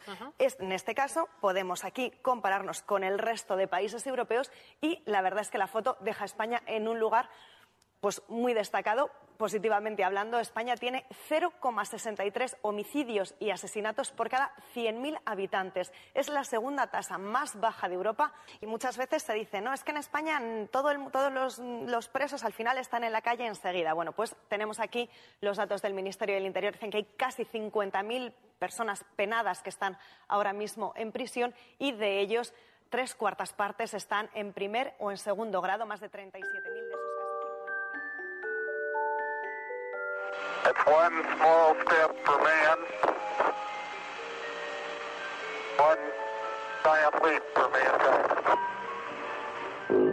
Lejos de su laboratorio, de sus estudios sobre la radioactividad, del radio que ella descubrió y que le dio fama, Marie Curie se lanza a la batalla menos conocida de su Han pasado 2 años desde que publicó su teoría especial de la gravedad y decide dar un paso más radical en la interpretación del universo. Una teoría general de la relatividad. En la época de Einstein, Isaac Newton era Dios. Es que han optado por construir la física usando las matemáticas que se habían... But now science offers a more convincing explanation. Bueno, y sabéis que los lunes es un día también que dedicamos a hablar de la ciencia, porque hay muchos asuntos en política y siempre nos perdemos, que si la prisión permanente revisable, que si Cataluña, que si tal. Pero la ciencia nos ayuda a poner la mirada sobre las grandes investigaciones científicas que se siguen en España, algunos de esos éxitos. Ainhoa Goñi, directora de comunicación del CSIC. Ainhoa Goñi, muy buenos días. Muy buenos días, ¿cómo ¿Qué tal estás? ¿Cómo vas? Bien, bien, bien. La verdad es que estamos con semanas de enhorabuena y con muchos días de celebración y de reivindicación con el tema de la ciencia, pero además en concreto de la mujer en la ciencia. Sí, porque queremos hablar contigo de eso. Ayer se celebró precisamente el Día de la Mujer en la Ciencia, pero toda esta semana va a haber diferentes actos que organizáis allí en el CSIC y nos interesa mucho porque en términos de cifras, Ainhoa, las grandes cifras, ¿cómo está? ¿Qué posición ocupa la mujer en el ámbito de la ciencia? Pues sigue siendo complicada la situación, las cosas son evidentes. Es un poco una extensión de lo que ocurre en el resto de áreas en las que se habla de un acceso más difícil para las mujeres o menos sueldos, o que llega un momento en el que digamos que desaparecen, se vuelven invisibles porque no hay mujeres en puestos directivos. En ciencia ocurre más o menos igual, con pequeñas excepciones. Es verdad que hemos hablado desde el año pasado del gran año que ha supuesto algunos éxitos no algunos éxitos, los éxitos que se han conocido de las mujeres, porque, a ver, los haylos, y que hemos hablado de ellos. Una primera presidenta mujer en la historia en el CSIC. Ya veníamos de la única mujer también directora del CERN. Y es algo que aún no se ha repetido, que a lo mejor será un ejemplo. Pero en grandes líneas, ya sabemos, cuando vamos subiendo en el escalafón, llega un momento en el que las mujeres empiezan a desaparecer. Y bueno, es una mezcla, no es por edad, pero sí, si se ve en la evolución de una carrera profesional, las cifras están ahí. ¿Y en el CSIC son parecidas las cifras? El CSIC es verdad que son un poco mejores, pues de cerca de 11.000 personas que trabajan en el CSIC, la verdad es que aproximadamente el 50% son mujeres. Hablamos de 5.455. Entonces, es verdad que en ese tanto por ciento es bueno, 50-50 podríamos decir, pero es verdad que no otras cosas no es buena. Conforme se va subiendo de escalafón, la mujer empieza a desaparecer o empiezan a haber más tanto por ciento de hombres, y ocurre también además en algunas áreas que parece sorprendente, pero por ejemplo aunque sea en el acceso a la universidad, hay áreas típicas que es verdad que parece como más de hombres de las que se suelen hablar, como física, por ejemplo, recursos naturales, y en las zonas las áreas de investigación de alimentos y químicas sí que es verdad que hay mayoría mujeres. Químicas, de hecho, es el 62, más del 62%. Las cifras en ese sentido son, digamos que son buenas, pero es verdad que las mujeres desaparecen, no ya tanto en esto, que también, sino en algunas situaciones como los premios. Eso sí, cada vez más instituciones, el CSIC además lo tiene hace muchísimos años, hay Comisión de Mujeres y Ciencia, que estudian estas cosas, porque no es ya que se vea el problema, que es evidente. Si ves altos cargos, es eso, en general no existen mujeres, pero la cuestión es intentar buscar una solución, que a veces no es tan sencilla. Y vosotros habéis programado, hay varios actos en estos días, ¿no? Precisamente con este objeto. Sí, hay de todo tipo y es verdad que en este caso te diría que el CSIC se suma a todas las instituciones que están haciendo actos. Hubo ya la semana pasada, será esta, sabes que hemos hecho la campaña Ya son CSIC, que colocaba a la mujer en su sitio, el que le corresponde, y no solamente eso, sino además todos los escalafones, todas las áreas, lo que sea dentro del mundo de la ciencia. Desde una persona de administración a una persona de investigación, a un técnico, a una persona en una biblioteca, todas hacen ciencia.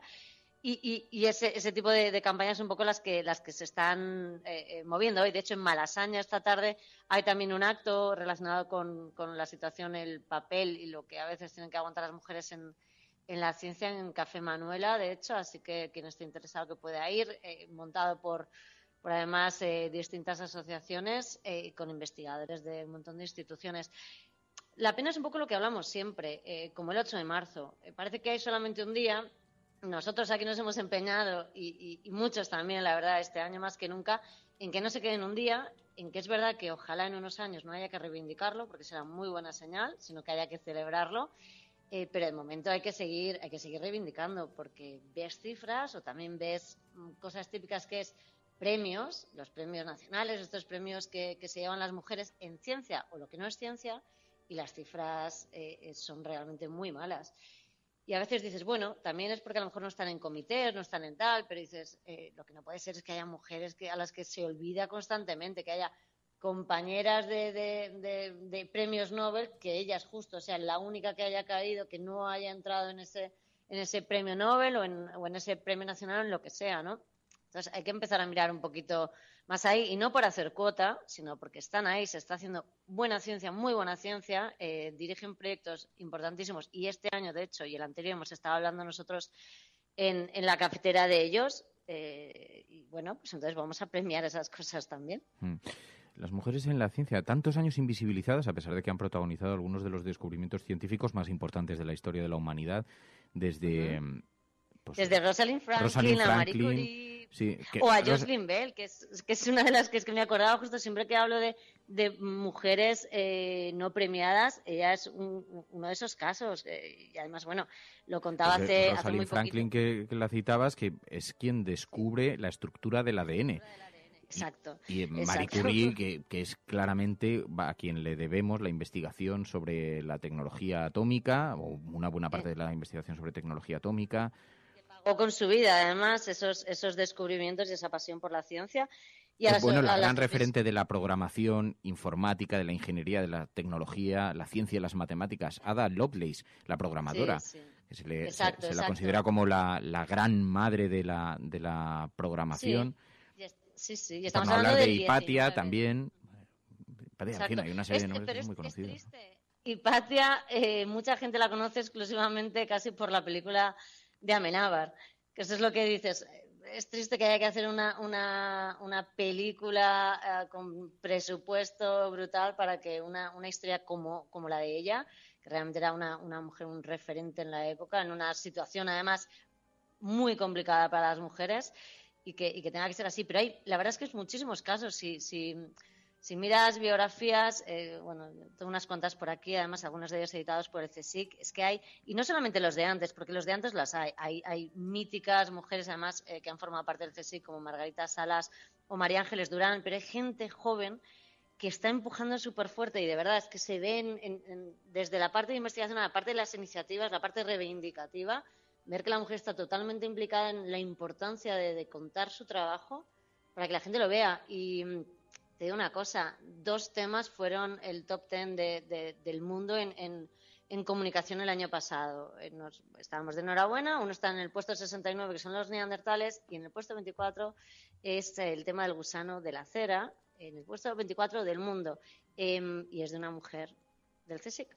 Fíjate. Ya está, es que... Bueno, y una mujer es Ainhoa Goñi, y es la persona que visualiza la ciencia en este programa, siempre con toda tu inteligencia y también con tu simpatía, Ainhoa Goñi, porque cada vez que vienes aquí iluminas un poco con tu sonrisa este programa, y es verdad, lo están diciendo, y hay algo muy importante también, que la gente sea simpática, pero lo están diciendo en el chat, Ainhoa, que siempre nos traes optimismo al programa, así que te lo agradezco. Nada, muchas gracias. Es verdad que además en momentos complicados no hay nada como ver la parte buena. Tú sabes que yo siempre siempre la veo, pero es verdad que una forma de luchar por algo es hacerlo desde el punto de vista positivo y contando las cosas buenas.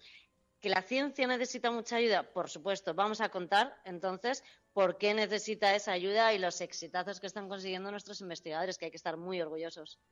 Bueno, pues Ainhoa Goñi, muchísimas gracias, Ainhoa, como siempre. De verdad, tienes un montón de fans en el programa, ¿eh? Estoy viendo que hay muchísimas mujeres, muchísimos hombres enviando mensajes muy cariñosos por tus palabras y tu intervención y siempre nos abres la mente a la ciencia. Gracias, Ainhoa. Muchas gracias a todos. Un abrazo. Bueno, esto en lo que se refiere a la ciencia, pero sabéis que hay una agenda, la agenda cafetera, que colisiona contra la agenda setting, desde lo que quieren marcar los grandes medios a el otro enfoque, el de la agenda cafetera. Y también vamos a hablar de mujeres, del acto que se ha celebrado este fin de semana, el eventazo. From this day forward, it's going to be only America first. America first. Hemos hecho historia. El cielo no se toma por consenso, el cielo se toma por asalto. En la confrontación electoral venezolana entre uno... Yes, we can. Yes, we did. Bueno, yo creo en la democracia y por tanto yo creo... No, hombre, no era instructora. No, hombre, no. Es que no tienes ni idea. El enemigo es Daesh, el terrorismo yihadista. Cuando nosotros decimos que vamos a bajar los impuestos todavía más que ahora, tenemos credibilidad. Más allá de la agenda setting, está la agenda de los oyentes de la cafetera. Buenos días, cafetera. Parece lo que les pasa es que no sale el referéndum como ellos quieren. Entonces la lección sería: no hagas un referéndum si no lo vas a ganar. Que es la única salida al problema territorial. La verdad es que no creamos en la democracia. En lo que empezamos a no creer es en las encuestas. Que conozco votantes de Izquierda Unida que estarían dispuestos a votar. Bueno, pero es que es verdad que este va a ser el año sin duda, y además es que estas cosas se perciben con muchísima claridad, de las grandes reivindicaciones feministas, porque está tomando muchísimo cuerpo este día 8 de marzo. Nunca lo habíamos visto con tanta intensidad.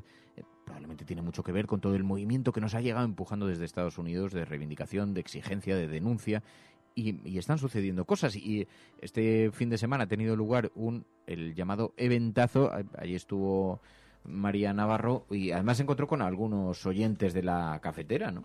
Sí, concretamente con dos oyentes que en cuanto oyeron el micrófono dijeron: ¡ostras, la cafetera! Y ellas estaban en la cola esperando, porque como decimos, mucha gente se quedó sin entrar porque desbordaron, ¿no?, la asistencia al eventazo. Y ella... me gustó porque explicó que la huelga feminista de este año era un paso más allá, ¿no? Ella decía que había que dar un paso más allá con respecto al año pasado, porque como recordáis, el año pasado fue un paro, creo que en torno a media hora, ¿no?, en un paro laboral, pero este año querían ir un paso más allá con una huelga no solamente laboral, sino como también, como decimos, de consumo estudiantil e incluso también de la vida diaria. Bueno, estamos aquí con dos oyentes de la cafetera que nos hemos encontrado aquí en la cola del eventazo. ¿Cómo explicaríais el eventazo a los oyentes?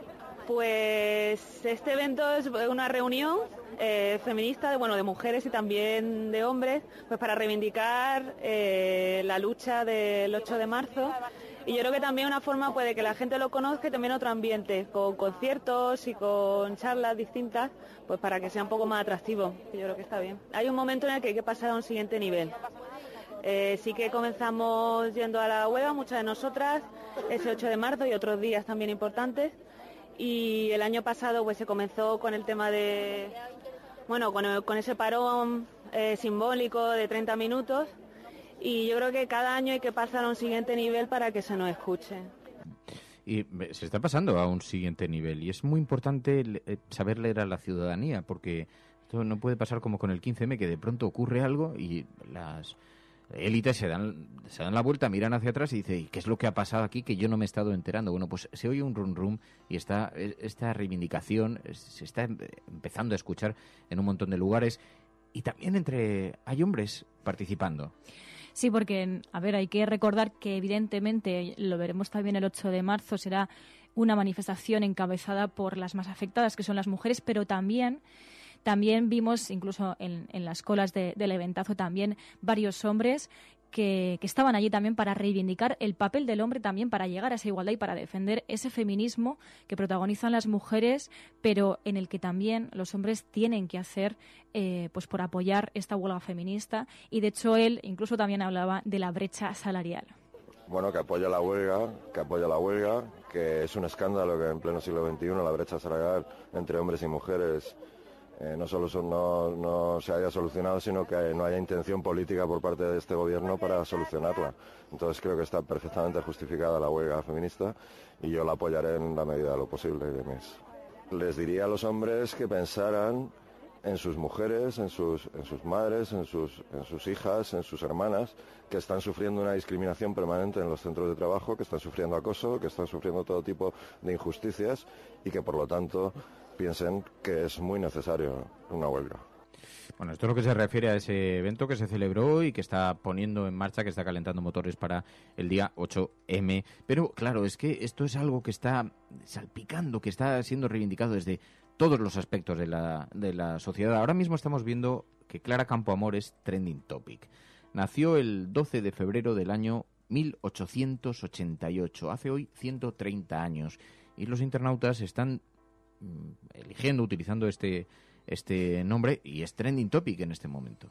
Sí, precisamente porque, bueno, pues hoy cumpliría 130 años Clara Campoamor, que fue una de las personas que impulsó el voto femenino en España. También, este domingo, el busto de Clara Campoamor regresó a Malasaña, a Madrid, por el 130 aniversario de su nacimiento. Y es que incluso más de medio centenar de vecinos acudieron a este acto de homenaje que impulsó tanto el Ayuntamiento de Madrid como el Consejo de Mujeres de la ciudad. Clara Campoamor ya criticaba también incluso ese mantra de que la lista más votada es lo que ha votado la mayoría de españoles y de españolas, cuando la mayoría de votantes votó partidos de izquierda. Como recordaréis, ha habido un mantra, ¿no?, de que, bueno, pues por culpa, ¿no?, de ese derecho al voto de las mujeres en ese momento, pues ganó la derecha. Sí, fue la lista más votada, pero como ella recordaba, por culpa de la desunión de las izquierdas, eso motivó su derrota. El voto femenino, decía ella, a partir de 1933 era la elegía de mejor marca para lavar torpezas políticas varoniles. Y hoy, pues, todas las mujeres podemos acudir a votar.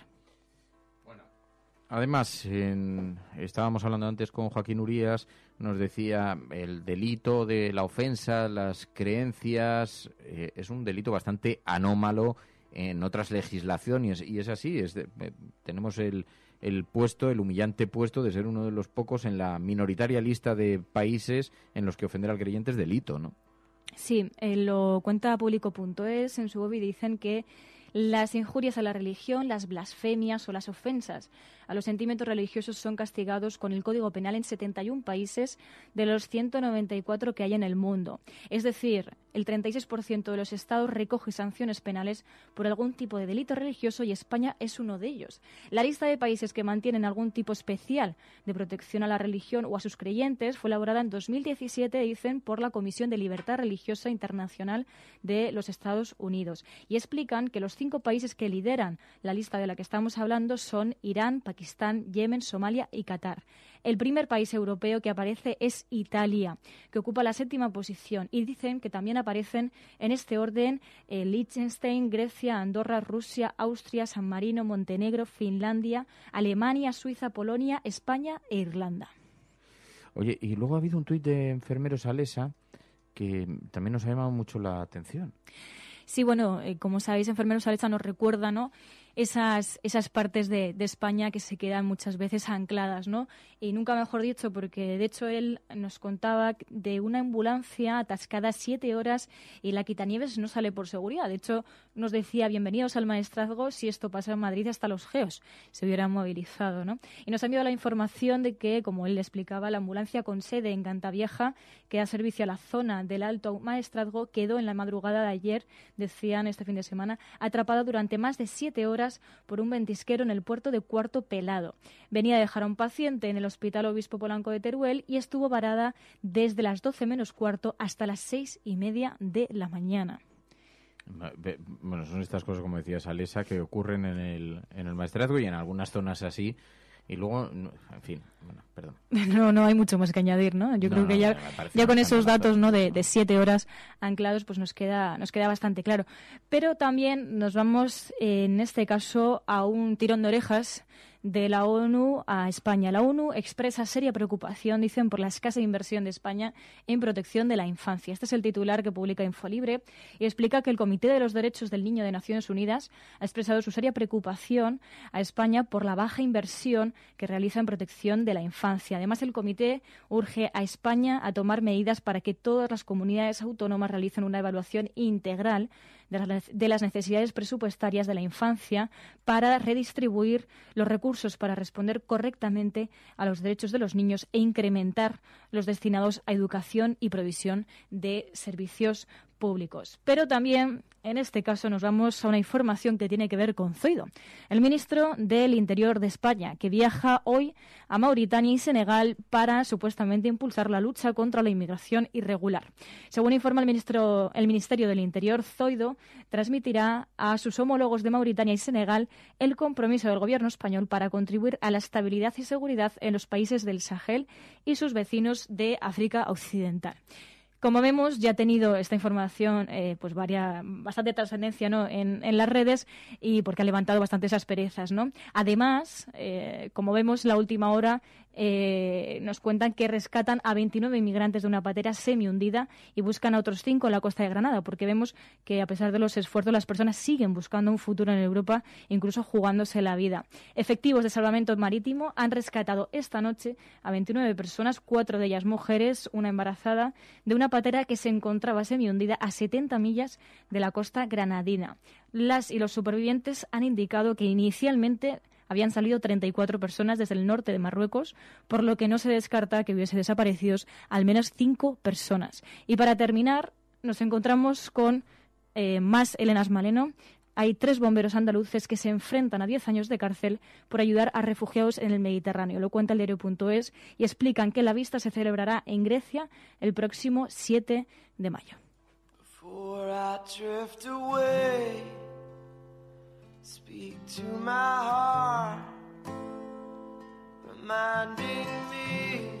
Bueno, pues así cerramos el capítulo informativo de este programa y nos quedamos unos minutos más aquí con los oyentes, aquellos que queráis información, tal y como aunque luego la información viene acompañada también de muchas veces de otras cosas, pero bueno, pues sabéis que esta sintonía distingue al ratito que pasamos ya en comunidad con los oyentes de la cafetera. No hemos elegido película para esta semana. Normalmente hacemos una votación los viernes. Esta semana se nos ha pasado y así que yo voy a sugerir, porque es la mejor forma de que tengamos ya una decisión tomada, y ha sido error nuestro, así que asumo totalmente la responsabilidad de esto y la culpa de esto, porque la verdad es que se nos pasó el viernes proponerlo y elegir algunas de las películas, de las sugerencias, pero dado que se está hablando en estos días de la prisión permanente revisable, de los límites de la justicia, de las penas, de la fuerza de las penas, de lo útiles o no que son para una sociedad, yo voy a recomendar la película La vida de David Gale. Y va a ser la película que vamos a elegir para el Videoforum de esta semana. Luego ya el viernes, si queréis,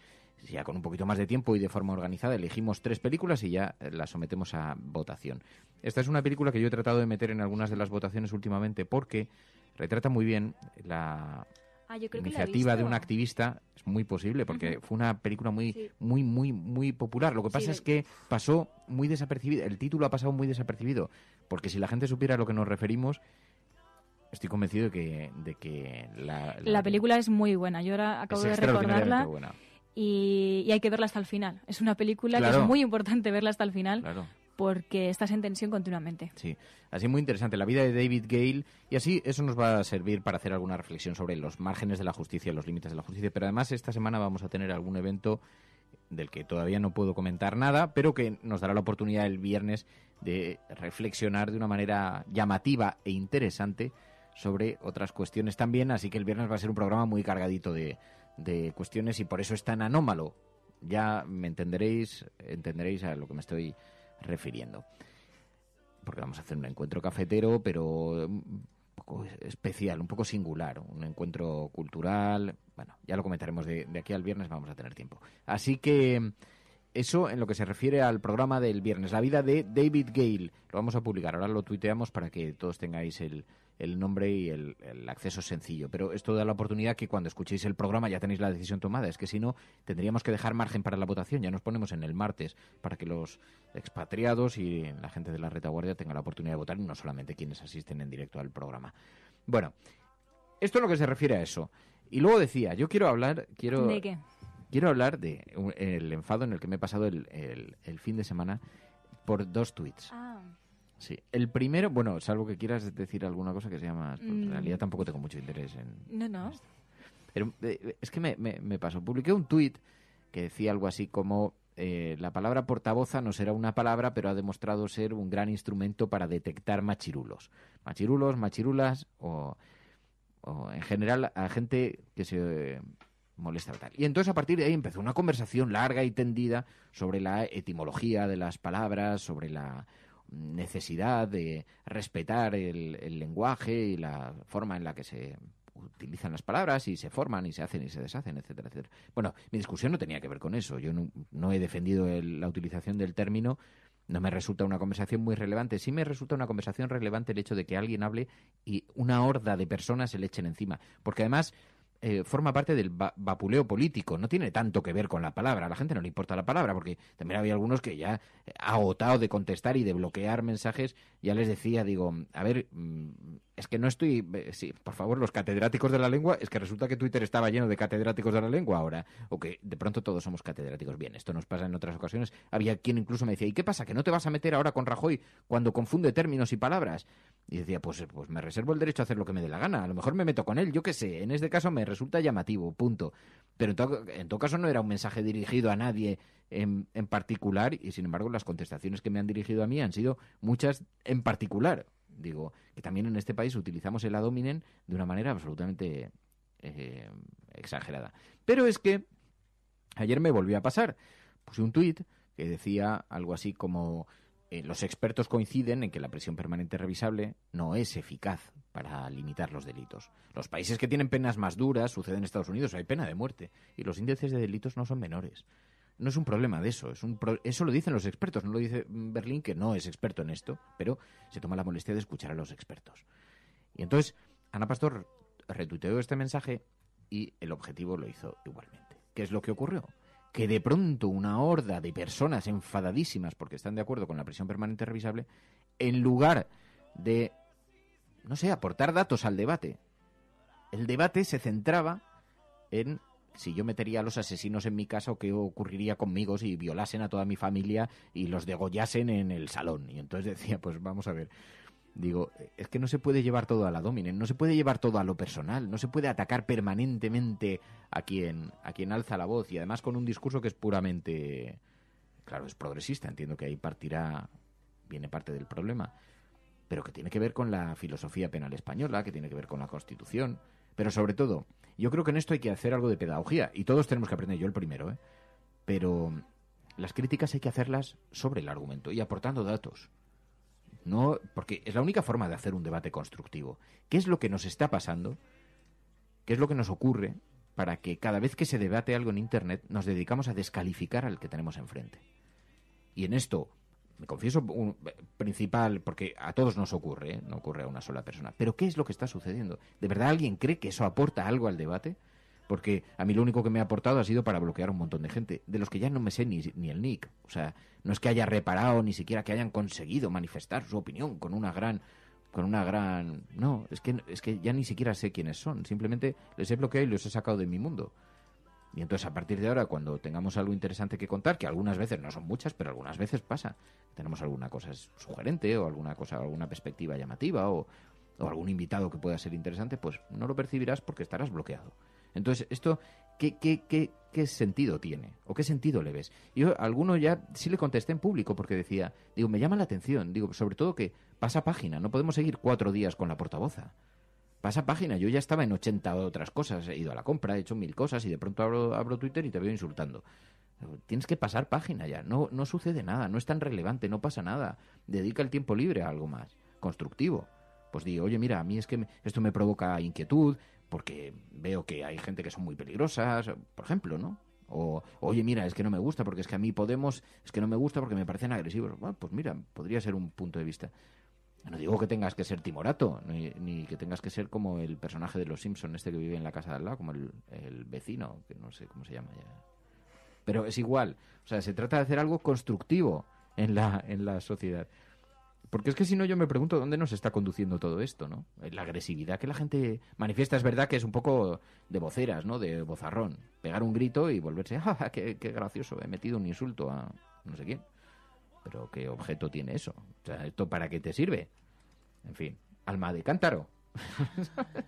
Bueno, pues así. Esto era simplemente quería contarlo públicamente.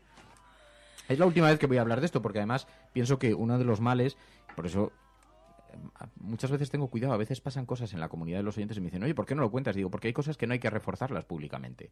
O sea, estas cosas, cuando las cuentas, hay mucha gente que se anima simplemente para que lo cuentes después y se anima a provocar y a no sé qué, a no sé cuántos. Entonces, no quiero volver a hablar de este asunto. Hay gente que tiene muy claro que le gusta ser así, meter el dedo en el ojo y buenos días y meterle el dedo en el ojo. Entonces yo te preguntaría, ¿no estás un poco solo? A lo mejor tiene algo que ver con esto.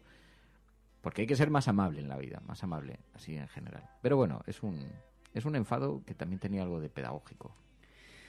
Bueno, también hay que pensar que muchas veces la opinión pública, la sociedad también es reflejo de sus representantes públicos, políticos, incluso también mediáticos, ¿no? Así que creo que tendríamos que hacer todos eso mismo, pedagogía, para intentar suavizar un poco más el debate y llegar a conclusiones mucho más útiles, ¿no? Porque al final si no nos enzarzamos en quién grita más alto y no en quién da el mejor dato de la conversación. Pero mira, por ejemplo, dice Ricardo Elorza, y yo, que no comparto el análisis y ahora explico por qué, pero me parece muy interesante el punto de partida. Dice, en mi opinión, Fernando, nuestro Código Penal tiene que tener alguna herramienta para que ciertas personas, las menos, pero que existen, no salgan de prisión, porque es una cuestión de justicia, no de venganza, para evitar posibles delitos y para mantenerlos alejados de la sociedad. Pero esto me pasó en televisión. El viernes estábamos discutiendo sobre esto y alguien decía esto mismo también. Decía, es que hay personas que son peligrosas. Bueno, 40 años de cárcel, porque cuando con condenas puedes llegar a pasar 40 años de cárcel, yo solo quiero imaginar a alguien, uno de estos asesinos que nos imaginamos, de 30 años, ahora métele 40 años de cárcel. Y vamos a ver qué peligrosidad tiene. Claro, dices, no, pero es que esto está pasando con violadores que vuelven a salir a la calle y vuelven a violar. Bueno, pero entonces lo que está fallando es el mecanismo porque salen y podían haber cumplido penas más altas. Están saliendo porque los delitos o porque el sistema no está funcionando en cuanto a la evaluación de los riesgos o incluso porque las políticas de reinserción o de seguimiento no están funcionando. Sabiendo que además en cualquier sociedad, por radicales que nos pongamos, siempre va a haber un porcentaje de incontrolados. Y es más, aunque fuéramos la dictadura militar más férrea, el delito sigue existiendo. Y habríamos recortado todos los derechos civiles que también nos protegen a los demás. O sea, que es que no es eficaz. Pero no es eficaz no porque lo diga yo, es que no es eficaz porque lo dicen los expertos. Entonces, incluso en ese supuesto, en el supuesto de que es que hay gente que tiene que estar alejada de la sociedad, dices, bueno, 40 años, que por cierto es de las penas más altas de nuestro entorno, pero 40 años ya son años, que sales con 80 años de la cárcel como entres con 40. Entonces, y sobre todo hay una cuestión que es bastante evidente, y que además dicen los psiquiatras y los psicólogos forenses, ayer escuchábamos una de ellas en televisión, pero hay muchos otros ejemplos. El problema, a nadie le detiene la hipotética condena, eso no es lo que frena un delito. A la gente le da igual, entre 20 o 30 años. O sea, cuando alguien está dispuesto a matar y está descerebrado para matar, a partir de ahí, 10 años arriba, 10 años abajo no entra dentro de los cálculos de un asesino o de un tal. Así que no tiene un efecto preventivo. El problema de la sociedad es que tendría que hacer mucho mayor presión para que las autoridades inviertan dinero en la prevención y también en la reinserción. Porque, si no, ¿qué es en lo que creemos? ¿En la cadena perpetua de verdad? En la real. Con todo lo que eso supone, porque más de alguno se va para siempre a la cárcel sin todas las pruebas. Porque eso es lo que tiene un sistema, por muy eficaz que quieras que sea, o por muy quirúrgico que quieras que sea, luego vienen los otros problemas añadidos de esto. Así que cuidado, ¿no? Pero bueno, en todo caso, en estos términos el debate es interesante. Pero sobre todo porque quienes desde el gobierno, ¿no?, están defendiendo una prisión permanente revisable, incluso más dura que la que hay actualmente, desde 2015, El problema es que se están fundamentando en un dato, que es que el 80% de la opinión pública española está a favor de fortalecer esta medida, ¿no?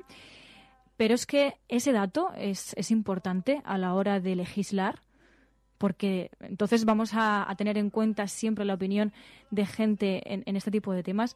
Eso también plantea un debate, y es que plantear que el único motivo por el que tú necesitas fortalecer la prisión permanente revisable es que el 80%, según una encuesta, el 80% de los españoles y las españolas quiere esa prisión permanente revisable fortalecida, no se fundamenta en nada. Porque tendrías que hablar también de datos de expertos, ¿no? Que es un poco también lo que hablaron en el objetivo, ¿no? Hablar de la tasa de criminalidad, hablar de una serie de datos que fundamenten tu argumento. Porque es que si no... Pero es que además enarbolado por un partido político es mucho más grave, por esto mismo que dices. ¿Cómo es posible que porque las encuestas lo dicen... Una encuesta. Coges y te sumes a semejante atrocidad? Pero además es una barbaridad, porque es que aunque el dato científico sea otro, coges y te subes. Pero en esto me hace mucha gracia. Acaban de tuitear Xavier Aznar una viñeta que es maravillosa, que dice: es un camino que se divide en dos. Uno va directo a un precipicio. Las masas se están dirigiendo hacia ese. Y la señal dice: respuestas simples pero equivocadas, hacia allá se dirige la masa. O dice: complejas pero ciertas. Y entonces el camino, además de tener una librería con los libros que te tienes que leer para tomarlo, es un camino tortuoso y largo. Y en efecto, es que a veces las respuestas son complejas, pero son las acertadas. Y no tienen por qué ser las que nos gustan. Y a lo mejor, pues la reinserción se puede producir en una buena parte de los casos que la sociedad ha dado por hecho que no. Y es tan triste y tan afortunado como eso, porque los que creemos que el alma humana tiene posibilidad de recuperación, que la gente no nace buena o mala, sino que en esto tiene que ver mucho el contexto cultural. Y, por cierto, toda la filosofía jurídica, penal y también comunitaria y de relación entre los ciudadanos occidentales se basa en esto, en no pensar que el de al lado es malo y que no va a ser malo toda la vida y que hay posibilidad de reeducación. Claro, esto es muy dramático contárselo, me decían en televisión, que además hubo una cierta polémica, pero yo me llevo muy bien con Joaquín Prat, pues estaba este día sustituyendo a Ana Rosa Quintana, y entonces me miró y me dijo: bueno, pero ¿qué le dices a los ojos a esos padres que acaban de perder una hija? Le dije: oye, Joaquín, nos conocemos desde hace 20 y tantos años, somos muy amigos, además, y le tengo mucho cariño, mucho aprecio. Y digo: pero después de 23 años de relación profesional, no me caigas en esta trampa. Digo, porque además me veo obligado a contestar. Les digo que ellos no tienen que opinar en esto. Y lo digo con toda la sinceridad y con todo el dolor de mi corazón, porque creo que la sociedad les debe un abrazo, porque no ha sido capaz de evitar el delito para con uno de sus familiares. Y en eso hay una responsabilidad. Por lo tanto, también hay una responsabilidad económica, porque el Estado tiene que garantizar la seguridad de sus ciudadanos y no ha conseguido evitar esto. Entonces, como no lo ha conseguido, hay una responsabilidad de la que nos tenemos que hacer cargos. Ahora, no me hagas la trampa de que le mire a los ojos y le diga: por eso tú tienes derecho a legislar, porque no es así, porque a los legisladores se les presupone objetividad. Y la objetividad no se tiene siendo parte implicada. Y ya está, y es así de simple, y con todo el dolor de mi corazón y con toda la inhumanidad que supone mirar a alguien y decirle eso a los ojos, pues entendería que el día que me sucediese a mí, pues tuviera que obtener la misma respuesta. Pero sobre todo porque a lo mejor no se está focalizando el debate donde debería, ¿no? Que es en la prevención de este tipo de delitos, ¿no? Que es el mayor reto que podríamos tener como sociedad, ¿no? Porque ahí también no solamente interviene la justicia, sino también interviene pues muchos factores como el educativo, ¿no? Así que bueno, seguiremos viendo por parte del Gobierno este intento de reforzar esta prisión permanente revisable. Sí que es cierto que al menos de momento no tienen el apoyo mayoritario en el Congreso de los Diputados, y puede que sea por algo. No, pero mira, dice Luc Val, dice: un violador reincidente y un psicópata no son reinsertables. Vamos a ver, si se trata de un psicópata, una cárcel no es... Si se trata de una enfermedad mental que lleve a alguien a asesinar de forma reiterada, una cárcel a lo mejor no es el sitio donde tiene que estar. Pero en todo caso, el debate sobre la violación, la reincidencia, de todo eso, sí, yo sé que hay aspectos que son verdaderamente complejos y además que no nos gustan asumir, pero la cuestión es que efectivamente las sociedades tienen una barrera de tolerancia. Para garantizar la libertad tienes que asumir un daño. Es imposible, no hay sociedad, porque no la hay, democrática, en la que violes todos los derechos civiles y sigas manteniendo la libertad. y digas, bueno, pero es que a cambio he conseguido evitar el delito. Bueno, las grandes dictaduras enarbolan siempre esa bandera, ¿no? Y aún así, por cierto, no lo evitan, ¿eh? Que se siguen produciendo los mismos delitos, pero con amparo legal, porque se producen en otros términos, ¿no? Así que, pero bueno, en todo caso es verdad, es un debate muy interesante, apasionante y sobre todo que retrata muchas de las cosas que hablamos aquí en el programa, y nos hemos puesto súper serios, y esta parte del programa no es para eso. ¿Te enteraste del artículo que escribió Pablo Casado sobre las fake news? No, pero viniendo de Pablo Casado me parece de una ironía. Bueno, lo que eso incentivó fue el conocimiento de mucha gente en Twitter, que recopiló esa maldita hemeroteca de Pablo Casado, en la que, bueno, le colaron, por ejemplo, unas imágenes que él decía que eran de Venezuela y al final no lo eran. Bueno, y vimos un poco lo complicada que es estar libre de los fake news, sobre todo por quienes muchas veces la denuncian, diciendo que solo lo utilizan los populistas. Bueno, pues aquí encontramos la prueba de que muchos políticos y muchas políticas, pues bueno, son víctimas de esas fake news que incluso ellos mismos también alimentan en muchas ocasiones. Tenemos una semana, sí, lo de Pablo Casado de todas maneras, y las fake news, bueno, como escuchar a María Dolores de Cospedal, decía, estaba diciendo, lo hemos escuchado en la introducción, acusaba a Podemos y a Ciudadanos de estar en las nubes, pero María Dolores de Cospedal diciendo que TV3 debería ser, no sé si decía cerrada, no me acuerdo de las palabras textuales, pero decía en todo caso que debía ser intervenida por no ser objetiva. María Dolores de Cospedal, la persona sobre la que se giraron todas las miradas el día que Ana Pastor fue despedida de Televisión Española. O sea, que María Dolores de Cospedal diga esto es una auténtica broma. Bueno, María Dolores de Cospedal, la misma que ha firmado un convenio con la Organización de Centros de Enseñanza Privados para llevar a las aulas la cultura de defensa del Ejército, de las Fuerzas Armadas Españolas, y que los alumnos tengan conocimiento directo de la labor de los ejércitos y la Armada. Los valores de las Fuerzas Armadas. Sí. ¿Cuáles son los valores de las Fuerzas Armadas? Uf. Porque, claro, en fin, seguro que hay algún... La paz, la seguridad y la defensa. Claro, es que sí, El claro. significado de los símbolos nacionales, como el himno, la bandera y el escudo de España. Eso es muy importante. Claro, los valores, la bandera, el himno y el CEDME. Uh-huh. En fin, que supongo que además dependerá de quien te lo enseñe, porque no será lo mismo un sargento chusquero que alguien sofisticado, claro. En esto también hay. Pero, de todas formas, es verdad que nos hemos puesto súper serios. Sí. Sí, bien. En Sherwood no siempre hay tristeza. También igual tiene que ver con él, a ver.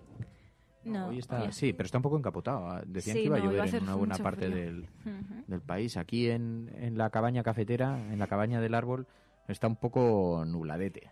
El asunto así como poco... Pero que tenemos muchas cosas. Mira, el jueves hay una inauguración en la galería de mi tía Blanca. ¿Ah, que sí? yo voy a ir a las 8, sí. Una de las grandes fotógrafas, Isabel Muñoz, una de las grandes fotógrafas españolas. Espera que voy a buscar porque no sé qué obras.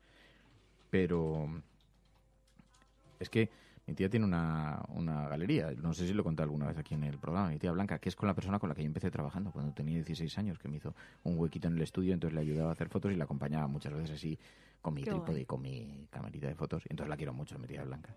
Y tiene una galería de fotos en la calle Limón, en la calle Limón, en Madrid, frente al Conde Duque. Y es una galería muy bonita de fotos. Y hay una inauguración, pero es que es de una fotógrafa que se llama Isabel Muñoz, que es una de las mejores fotógrafas españolas vivas en este momento, y hacen una exposición y es el jueves, así que el jueves plan. Y el miércoles tenemos una actividad cafetera, que vamos a hacer una cosa artística. Ya sé cuál es. Isabel Muñoz. Ya me sonaba a mí. Sí. Hombre, es que tiene algunas fotografías que son muy... ¿Sabes qué me ha pasado?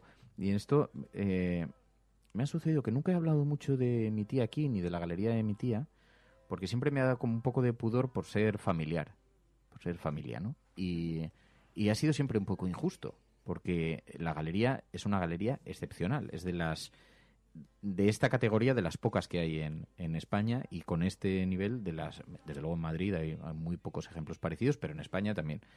Entonces, pero no hablo mucho porque es como, bueno, no deja de ser la galería de mi tía. Y me da siempre como un poco de pudor y me parece una estupidez. Y voy a empezar a romper porque están haciendo unas exposiciones que son maravillosas, están acercando a algunos fotógrafos internacionales que son absolutamente maravillosos. De hecho, la que hay ahora hasta el jueves, que es de un matrimonio, es que no me acuerdo cómo se llaman ellos, pero de un matrimonio, que ya no son pareja, pero que ella es fotógrafa, hace fotomontajes. Una de las fotos de de él, porque ella hace unos que parecen cuadros más que fotografías y les pone muchos elementos que escanea con su ordenador, pero elementos de su jardín y tal, y entonces hace unos fotomontajes que son muy bonitos. Pero él tiene una muy conocida, que es una isla que está flotando como con un árbol, con raíces. Mira, busca, a ver si nos sale el nombre, a ver si lo puedo encontrar yo. Está en la calle Limón, la galería que preguntan. Mira, se llama Blanca Berlín Galería. Blanca Berlín Galería. Y además está muy bien porque Blanca, mi tía, nos lo ha ofrecido un montón de veces para hacer encuentros allí de la cafetera y todo, porque la galería es un local estupendo. Está en la calle Limón 28. A ver si veo el nombre de los fotógrafos de la exposición actual. Maggie Taylor y Jerry Wilsman. Maggie Taylor. Bueno, está en blancaberlingalería.com, tenéis allí el nombre de ellos. Pero voy a tuitear la foto porque es que tiene, o sea, la que está actualmente es una auténtica pasada de bonita. Y es muy conocida, que es una especie de árbol en una isla. ¿La conocías la foto? Bueno, la había Jerry visto Wilsman. porque le sigo a la galería en Instagram y la había visto que lo habían Muy subido. bonito. Pero es que me gusta mucho la vida de la galería, me parece muy... Me gusta mucho. Y luego tiene otra que también es muy conocida, que es como un árbol, como las raíces de un árbol, de estas que se meten en la tierra así, pero en lugar de haber un árbol hacia arriba hay una casa, también otro fotomontaje. Bueno, es que está muy bien. Total, que esto el jueves, pero es que el miércoles tenemos un acto cafetero que vamos a organizar. Sí. Así que nada. Y el viernes, la vida de David Gale. Y el viernes, la vida de David Gale. Y ya ahora... tenemos la semana completa. Ya está. Sí. Ya está. Y ahora pues estará hablando el señor Granados. Pero no sabemos nada todavía, ¿no? No ha salido nada, ni en las agencias, ni nada. No, de momento no. Se ha visto la entrada de Granados a la Audiencia Nacional. Están allí todos los medios. Es una declaración voluntaria que va a prestar en la Audiencia Nacional. Sostiene que están implicados el viejo y el nuevo Partido Popular. Bueno, lo que traería problemas a Cristina Cifuentes, ¿no? Que siempre ha intentado limpiar esa imagen del Partido Popular de la Comunidad de Madrid, diciendo que es el nuevo Partido Popular. Así que veremos cómo salpica no solamente a lo mejor a Esperanza Aguirre, sino incluso a lo mejor también al gobierno de Cristina Cifuentes. Bueno, pues lo iremos viendo. ¿Tenemos alguna cosa de la comunidad, algo así? Bueno, ha habido encuentros cafeteros este fin de semana, un montón. Sí, porque hemos visto... ¿Fue el concierto de Fridonia? Esto en Andalucía. Que estaban Mamen, Letra, había un montón de amigas y amigos cafeteros. En Barcelona hubo otro encuentro también. Domingo, si no recuerdo mal, en Barcelona. Y hubo otro. Ay. Sí, ha habido otro. Sí. Joder, es que ya pierdo la cuenta. A ver. Sí, bueno. No, y luego también se quería preparar uno para Canarias. Pero están todavía viéndolo. A ver, Carmen Quintana y algunos oyentes más están viendo cómo lo organizan. Así que si queréis poneros en contacto con ellos por Twitter. Y no. había uno más.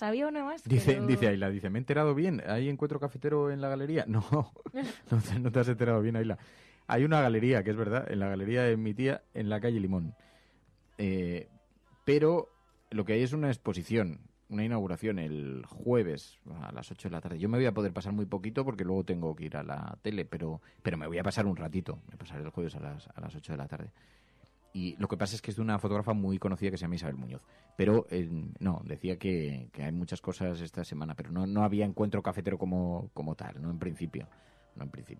Así que nada. Nos vamos. Ya la mañana más, mañana con todos los oyentes y ya miramos despacito el resto de las cosas. Tenemos que hablar también de Murcia, que sigue en marcha y la reivindicación para el soterramiento de las vías del AVE. Y sigue en armas la gente todavía echada a la calle y cada día tenemos alguna noticia referida a esto que nos va acercando Cecilio. Así que iremos hablando. Gracias, Mary. Gracias a todas. Adiós. Hasta mañana. Cafeteras, si estás escuchando esto eres La Resistencia y no estás sola. Buenos días, buenas tardes o buenas noches. You call me free. You pick me up so easily. I know the way